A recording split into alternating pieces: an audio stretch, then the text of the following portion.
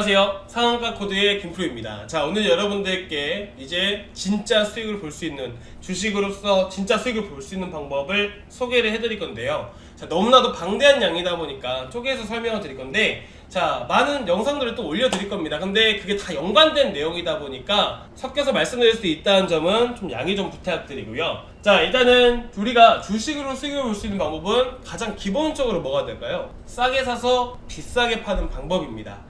자, 그러면 우리가 어떻게 보면 주식을 매매하는 데 있어서 뭐 ETF도 있고 여러 펀드도 있고 여러 가지 상품들이 있잖아요. 자, 그런데 주식을 한다라는 것, 결국엔 종목을 매매를 한다라는 거거든요. 자, 그러면 싸게 사서 비싸게 팔고 종목을 사야 된다. 그러면 가장 첫 번째로 우리가 종목 선정 방법에 대해서 알아볼 필요가 있는 겁니다.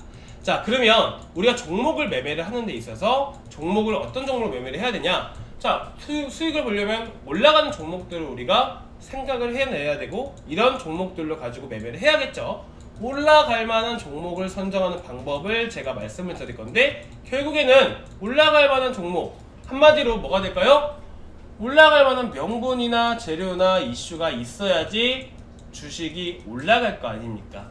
그러면 우리가 종목 선정 방법의 첫 번째 방법은 재료와 명분이 있는 종목을 선정하자라는 겁니다. 자, 실제로 이제 오늘 같은 경우에도 전기차 이슈라든지 메타버스 NFT 이슈라든지 여러 이슈들이 되게 많았었어요. 자, 그런데 그 많은 재료 중에서도 왜 메타버스가 올라갔는지를 우리가 먼저 알아야 돼요. 자, 어떻게 보면 명분, 재료라는 거에 대한 분석이 가장 많이 필요한데요. 자, 오늘로 말씀을 드리면 전기차 이슈가 있었죠? 사실 이슈라 보기가 조금 어렵습니다.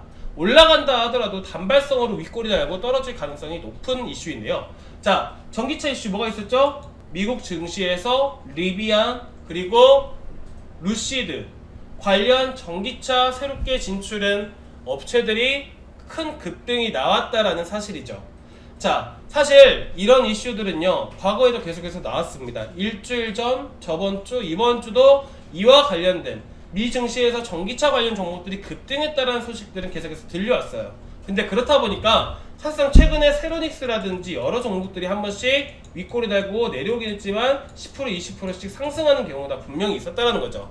자, 그러면 여러분들께 제가 말씀드리고 싶은 첫 번째는 뭐냐면, 자, 올라갔습니다. 이런 이슈 때문에. 자, 근데 윗꼬리를 내려왔고 이와 비슷한 종류의 재료가 계속해서 나오면요, 결국에는 시장에서는 무덤덤해지기 마련이에요. 하나의 면역이라는 게 분명히 생기거든요.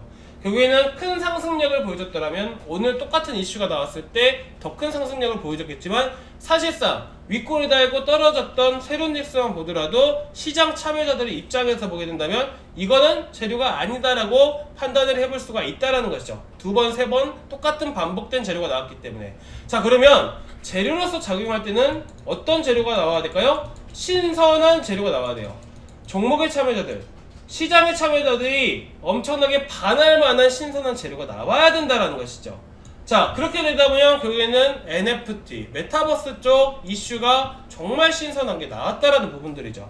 자, 더군다나 메타버스 NFT 관련해서 사실상 대표적으로 맥스터 자이언스텍 같은 경우에는 처음에 바닥에서 올라갔을 때 똑같은 이슈가 나왔나요? 아니죠. 물론 메타버스 관련적이고 NFT 관련주의다 보니까 관련된 내용들이 나왔겠지만, 사실상 따지고 보고 구체적으로 파고 들어가게 된다면 어느 기업에서 투자했다라는 이런 신선한 이슈들이 계속해서 나오다 보니까 상승을 했다라는 거예요. 자, 그러면 여기서 세 번째 우리가 알 수 있는 부분들, 재료를 파악해야 할 때는 연속해서 재료가 나올 만한 것들을 우리가 찾아내야 된다라는 겁니다. 자, 결국에는 NFT 메타버스 관련 재료들이 각기 다른 신선한 재료들을 가지고 와서 계속해서 연일 나오게 되면서 꾸준히 이런 신선한 재료들이 나올 때마다 상승해 왔고, 이런 것들이 계속 꾸준히 연속해서 나와줬기 때문에 사실상 맥스트라는 종목이 최근 바닥 구간에서부터 100% 이상 상승할 수가 있었다라는 것이죠. 자, 그렇기 때문에 여러분들이 재료 분석에 대한 부분들을 파악을 할 때는 신선한 재료가 나왔는지를 파악을 하고요, 신선한 재료가 나왔다라고 하게 되면 관련된 종목을 선정을 하자라는 부분들, 추가적으로 앞으로 정해져 있는 확정되어 있는 재료라든지, 그리고 앞으로 연속해서 있을 만한 재료가 있는지도 파악하는 게 가장 좋겠죠. 그런 좋은 재료가 있어야 사실 큰 상승력을 보여주고 상한가에 갈 수가 있다라는 부분들입니다. 그래서 오늘 같은 경우에는 메타버스 NFT 쪽이 상당히 강세였고요. 역시나 시장 트렌드 쪽도 이쪽으로 많이 쏠리고 있기 때문에 우리가 오늘 매매를 한다라고 했을 때 종목 선정 방법, 결국에는 종목은 메타버스 쪽으로 보는 게 맞다라는 거죠. 자, 제가 이런 부분들 이제 이해가 안 되시는 분들이시라면 저희가 무료 정보방을 이렇게 운영을 하고 있습니다. 그날 주도주가 될 만한 기사들을 올려드리고 있고요. 자, 그리고 그 안에서 여러분들께 종목 선정 방법을 통해서 종목을 미리서 다 찝어드려요. 자, 오늘 같은 예를 한번 말씀드릴 거예요. 어떻게 보면 시장을 계속해서 경험을 해보고 시장을 알아가고 해야지 사실 우리가 그에 맞춰서 종목 선정을 하고 수익을 볼 수 있는 거기 때문에 매일매일 설명을 드릴 건데요. 자, 어제 시간 내에서 올라갔던 종목이 뭐였죠? 바로 하나투자증권이었습니다. 두나무 지분에 대한 부분들이 부각되기 시작하면서 사실상 두나무 지분으로만 어마어마한 수익을 거뒀다라는 이슈 때문에 하나투자증권이 시간의 상한가를 갔고요.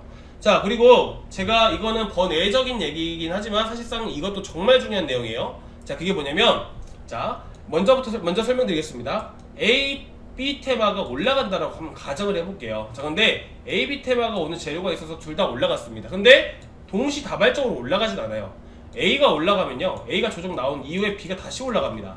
자, 그렇다 보니까 어제 부각을 받았던 두나무 관련 종목 중 하나투자증권이 1차적으로 VI가 갔고요. 자, VI가 제가 오늘 카톡방에서도 말씀드렸죠? VI 가고 나서 풀릴 때 떨어지는지 올라가는지 계속 체크를 해봐야 된다고.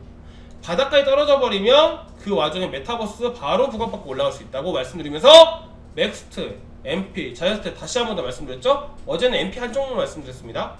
자, 그저께는 제가 지오 엘리먼트 말씀드렸고요.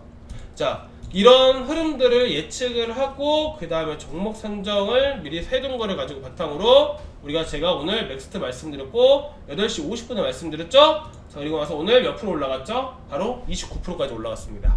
자, 이래서 종목 선정 방법이 중요한 거예요. 자, 공부하시는 분들 중에서 제가 한 가지 더 말씀드릴 게 있다면 차트만 보시는 분이 계세요. 차트를 봐야지 매매를 하지. 맞아요. 차트를 보면서 매매를 하죠. 뭘 보고 매매를 하겠어요? 맞는데 가장 중요한 건 뭐냐면 똑같은 흐름의 차트가 있다 하더라고요. 이제 명분이 있고 주가가 올라가는 재료가 있는 종목들이야말로 상승을 하지, 그렇지 않은 종목들은 올라갔다가 떨어집니다. 그리고 제가 올라갈 때 거래량, 거래대금을 제가 파악을 해야 된다고 말씀드렸죠? 이건 제가 다음 시간에 말씀을 드릴게요. 자, 이와 같은 내용들은 저희 무료 정보방 게시판에 제가 매일매일 매매 팁 다 올려드리고 있거든요.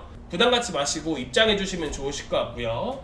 자, 일단은 오늘 좀 간략하게 좀 빠르게 설명을 드렸습니다. 여러분들 좀 도움이 되셨으면 좋겠고, 제가 다음 시간에는 제가 거래대금, 거래량, 그리고 순환매에 대해서 먼저 설명을 드릴 겁니다. 자, 그래서 오늘 첫 번째 영상 종목 선정하는 방법들, 중요성, 재료를 또 어떻게 파악해야 되는지 이런 부분들을 또 설명을 드렸는데 조금 도움 되셨다면 좋아요와 구독 한 번씩 눌러주시기 바라고요. 다음 시간에 또 이제 재료에 대한 구체적인 분석 방법과 거래대금, 그리고 이런 부분들을 설명을 드릴 거니까 다음 영상도 기대해 주시기 바라겠습니다. 자, 오늘 여기까지 준비했고요. 다음 시간에 또 좋은 정보를 가지고 와서 만나 뵙도록 하겠습니다. 감사합니다.